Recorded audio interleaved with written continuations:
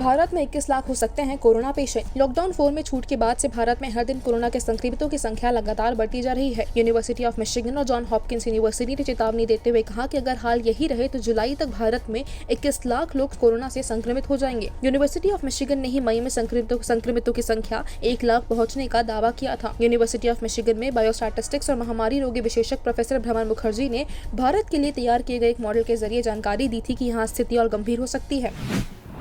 भारत और चीन के बीच सीमा पर तनाव लगातार बढ़ता जा रहा है। लद्दाख सेक्टर में लाइन ऑफ एक्चुअल कंट्रोल के नजदीक अलग अलग स्थानों पर चीन ने 5000 सैनिकों को तैनात कर दिया है। भारत भी इसी अनुपात में यहाँ अपने सैनिकों की संख्या बढ़ा रहा है। भारत दूसरे इलाकों में भी सैनिकों की मौजूदगी बढ़ा रहा है ताकि चीनी सेना वहाँ से अतिक्रमण न कर सके।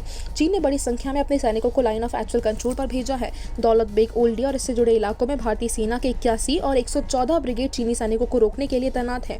वायुसेना की मदद से यहाँ सैनिकों को हेलीकॉप्टर के जरिए पहुंचाया जा रहा है।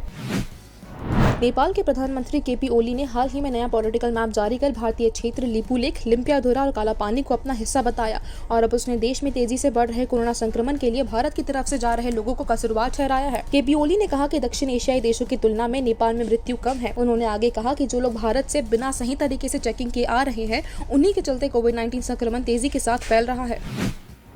समाजवादी पार्टी मुखिया अखिलेश यादव ने सोमवार को कहा कि कोरोना वायरस से बचने के लिए काढ़ा अगर वैज्ञानिक रूप से सिद्ध उपाय है तो सरकार को इसकी मुफ्त आपूर्ति करनी चाहिए। अखिलेश यादव ने ट्वीट किया, आयुष मंत्रालय की तरफ से टीवी पर दिखा रहे हैं कि कोरोना वायरस से बचने के लिए काढ़े व च्यवनप्राश का सेवन करना चाहिए। उन्होंने कहा यदि ये वैज्ञानिक रूप से सिद्ध उपाय है तो संकट काल में सरकार इनकी मुफ्त आपूर्ति करे। यादव ने कहा कि आरोग्य सेतु का ऐप करने पर यह पुरस्कार स्वरूप दिए जाए तो लोगों में प्रोत्साहन बढ़ेगा।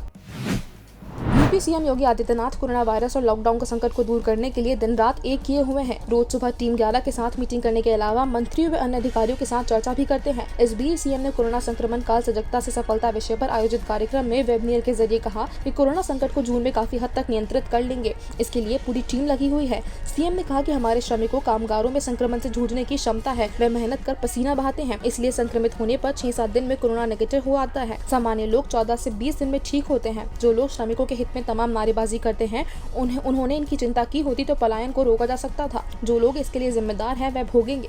अब तक 22 लाख श्रमिक यूपी आ चुके हैं। सबका सम्मान के साथ ख्याल रखा जा रहा है। राज्य कर्मचारियों के भत्ते के खत्म किए जाने व इससे चुनाव में नुकसान के बाबत सवाल पर सीएम ने कहा कि हार जीत की वजह से की नजर से वह निर्णय नहीं लेते, लोक मंगल की भावना से वह काम करते हैं।